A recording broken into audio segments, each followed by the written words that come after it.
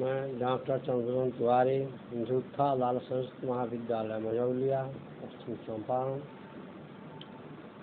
आज online class के माध्यम से उपशास्त्री द्वितीय वर्ष के छात्रों को क्रियादुनियम के कुछ श्लोकों को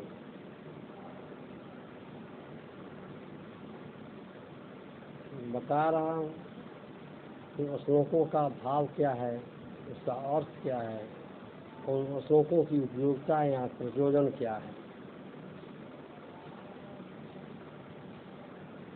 भावे के संदर्भ में पिछली कई कक्षाओं में बहुत सी चर्चाएं हो चुकी है। भारवी की काव्य की विशेषता, भारवी के क्रियाजोनियम की कथावस्तु, भारवी के जीवन वृत्त एवं उनका समय, भारवी की काव्य की विशेषता जैसे भारवी और गौरव, या कुछ और आवश्यक जानकारियों को हमने आप लोगों के समक्ष प्रस्तुत करने का प्रयास किया हूँ। एक शिक्षक का उद्देश्य होता है कि छात्र शिक्षक के व्याख्यानों से संतुष्ट हो, शिक्षक के व्याख्यानों का भली भांति श्रवण करें, उसका अनुकरण करें। छात्रों के लिए कुछ खास जो मूलभूत बातें की गई है वह है शिक्षकों द्वारा, अध्यापकों द्वारा, गुरुओं द्वारा दिए गए उपदेशों, कक्षाओं का ठीक से श्रवण करना एवं श्रवण पश्चात उसका अनुकरण करना एवं अनुकरण के उपरांत भी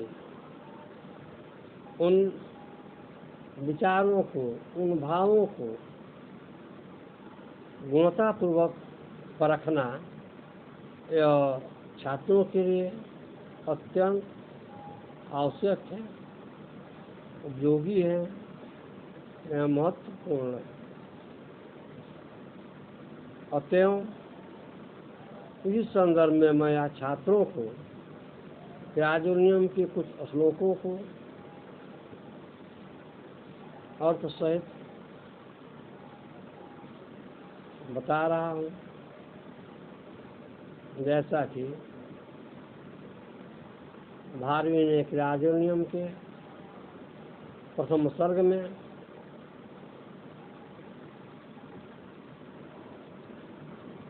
दुर्योधन द्वारा प्रेषित दूत बनेचर जो दैत्य वन में पुनः लौट कर आ जाता है, तो दुर्योधन की राज व्यवस्था से प्रशंसित होकर दुर्योधन की प्रशंसा करता है। कुछ श्लोकों को हम लोग देखें। जैसा कि श्लोक है, तस्य निरत्यं साम दान वर्जितम न प्रवर्तते, तस्य निरत्यं साम दान वर्जितम न प्रवर्तते, भूरि दानम सत्क्रियां विरहयन विशेषशालेन सत्क्रिया गुणानुरोधेन बिना प्रवर्तते। इस श्लोक में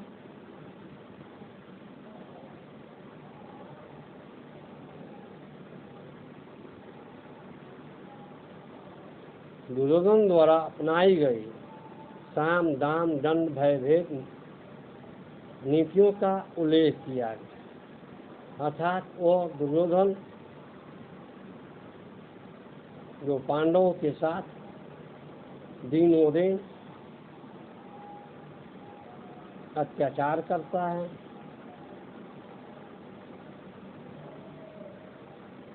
श्री कृष्ण के परामर्श को ठुकरा देता है,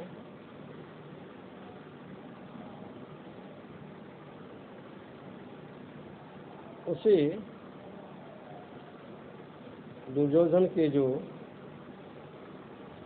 राज व्यवस्था है उसे बनाकर दृष्टि के कह रहा है। तस्य निरत्यं साम दान वर्जितम न प्रवर्तते भूरि दानम सत्क्रियां विरहयन विशेषशालिनीं सत्क्रिया गुणानुरोधेन बिना न। अर्थात तस्य माने उसका, किसका? दुर्योधन का। निरत्यं सफल बाधा रहे,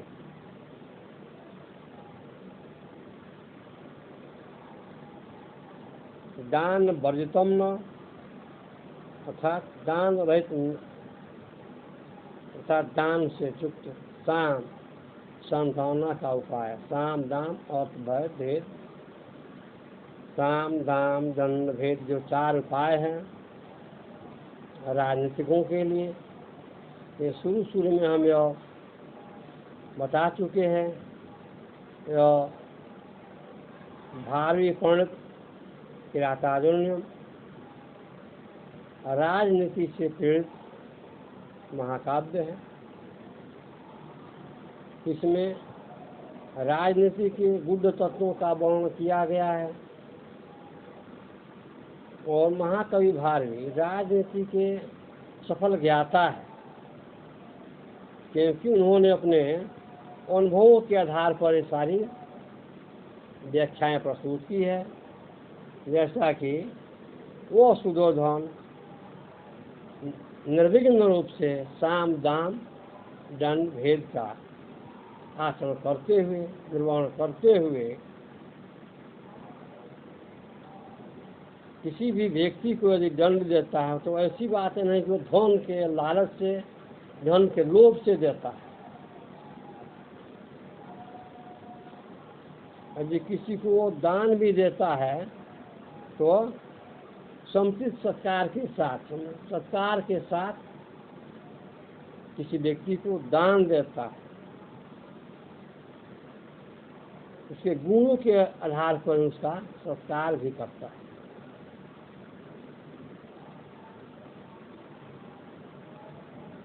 तो बिना विचारे, बिना परामर्श के, अर्थात दंडाधिकारियों के परामर्श के पश्चात ही किसी को दंड भी देता है,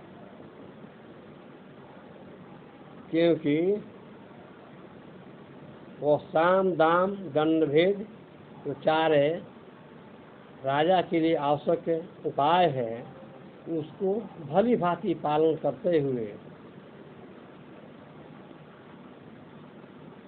अपनी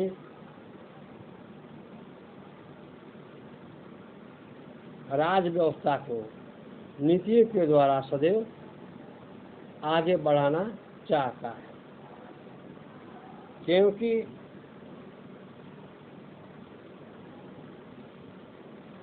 यदि किसी को दान भी यदि देता है सुदोधन तो सत्कार के बिना दान नहीं देता है।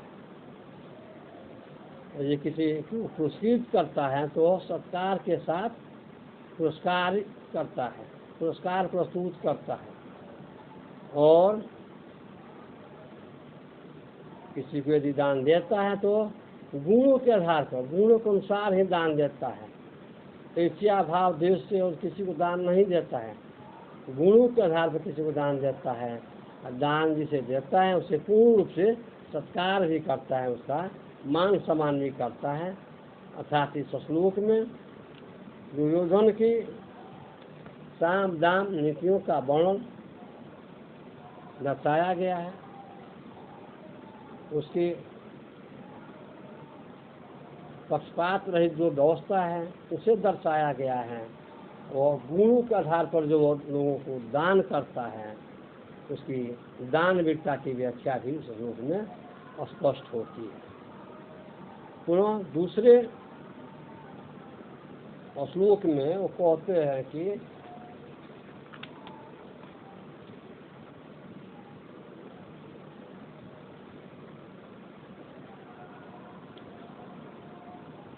बसी स वसुनि वांछन,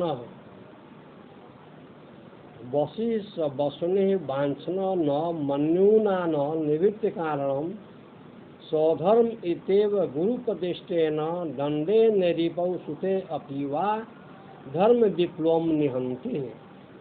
अर्थात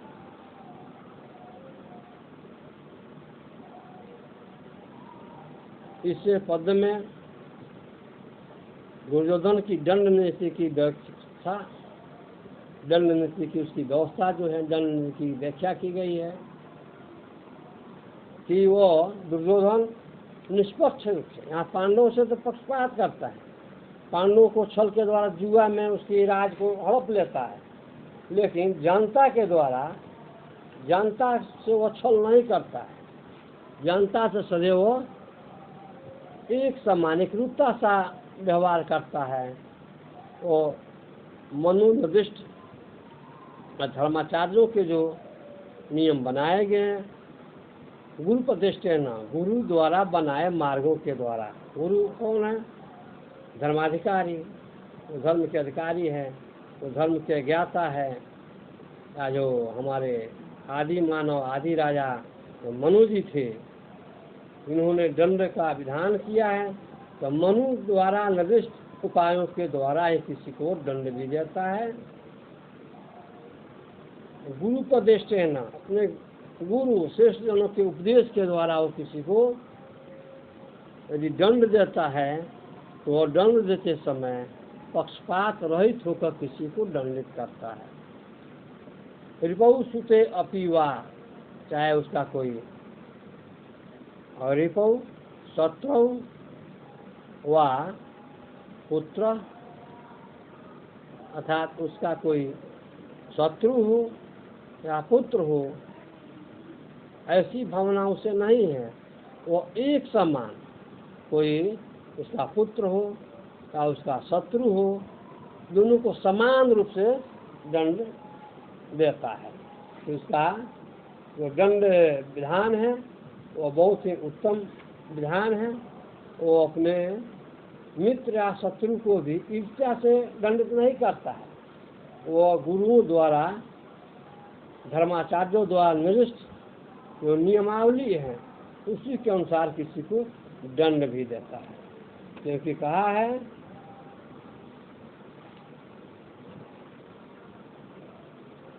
इंद्रियों को बस में रखने वाला और दुर्योधन, अर्थात वो जो दुर्योधन है इंद्रियों को, मन को अपने बस में नियंत्रित कर लिया है। बसनी न वांछनम, तो अपने इंद्रियों को नियंत्रित कर लिया है। और धन प्राप्त करने की इच्छा से नहीं,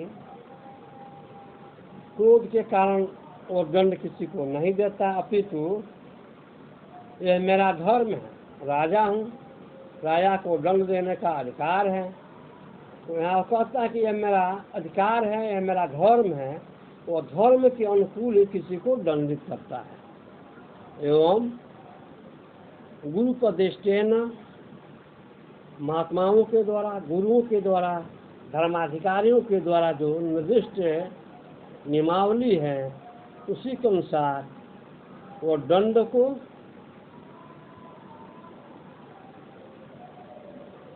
कार्यान्वित करता है। रिपु सुते अपि वा, चाहे कोई उसका रिपु हो, शत्रु हो या उसका पुत्र हो, दोनों को समान रूप से दंडित करता है। अर्थात दुर्योधन की दंड व्यवस्था उत्तम है। वो पक्षपात रहित होकर दोषियों को दंडित करता है।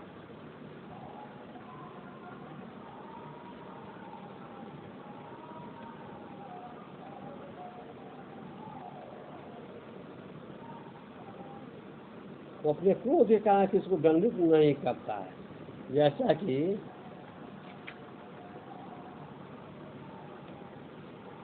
कहा गया है, विधाय रक्षान परितः परे तरान संकिता उपैत संकितः स्व संकित परितः परे तरान रक्षान विधाय असंकितकारम उपैते क्रियापरवेषु अनुजीविता संपदा अस्य कृतम ज्ञता बदन्ते। अर्थात वो दुर्योधन की रक्षा व्यवस्था और भेद नीति का वर्णन करते हुए कवि ने बताया कि दुर्योधन रक्षों को नियुक्त करने के भी उन पर सत्तापूर्ण दृष्टि रखता है। यदि उसके जो रक्षक हैं, दूत हैं, सिपाही हैं, उस पर भी वो सतर्कतापूर्वक निगरानी करता है, स्वयं अपने से देखभाल करता रहता है। क्योंकि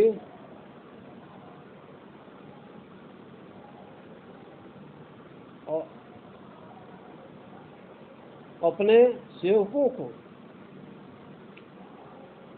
पुरस्कृत भी करता है। अर्थात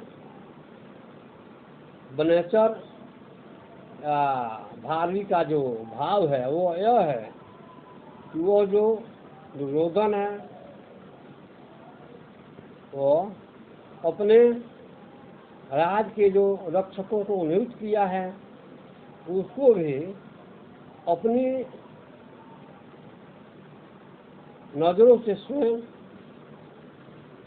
परखता है कि हमारा अमुक सेवक, अमुक दूत, अमुक मंत्री हमारे कार्यों को सही रूप से निष्पादित करता है या नहीं, दूत हमारे आदेशों का पालन करता है या नहीं। इस प्रकार वो शंका करते हुए भी चारों अपने जनों को, रक्षकों को नियुक्त करता है और उसका ज्ञान भी रखता है।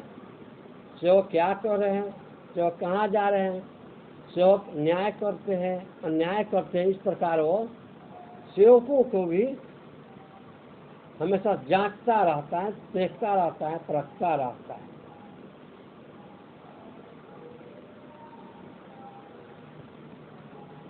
एवं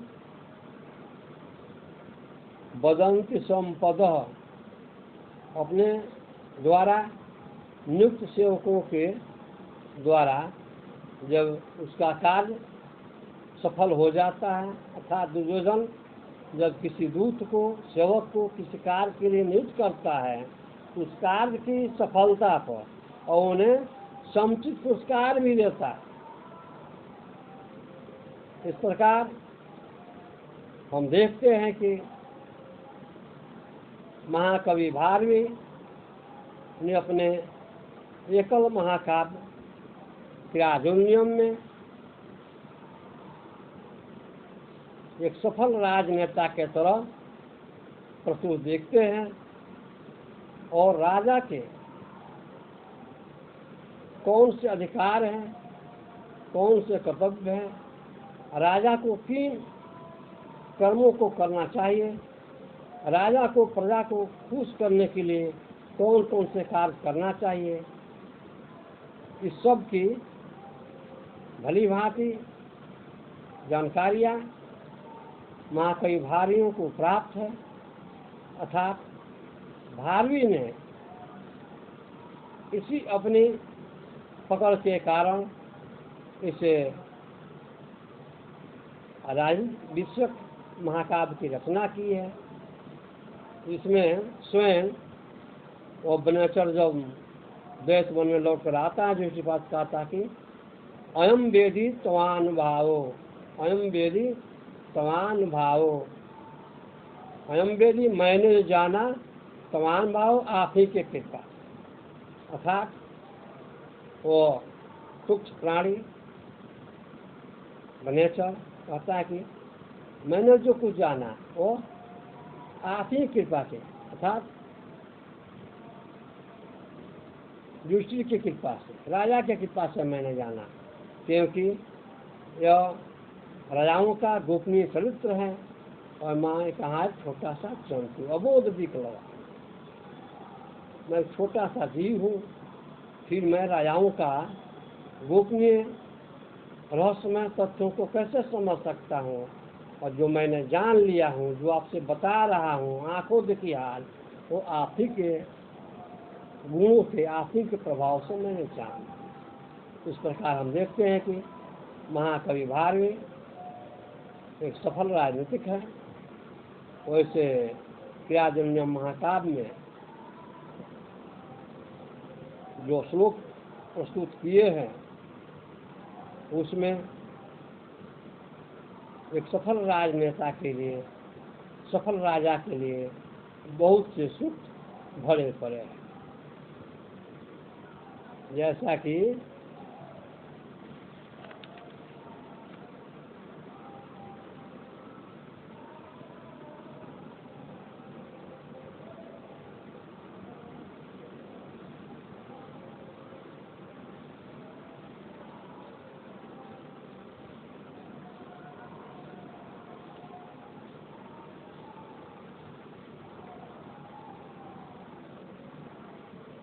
जैसा कि इस श्लोक में कहा गया है, शंका करता हुआ वो सुजनों चारों अपने जनों को, रक्षकों को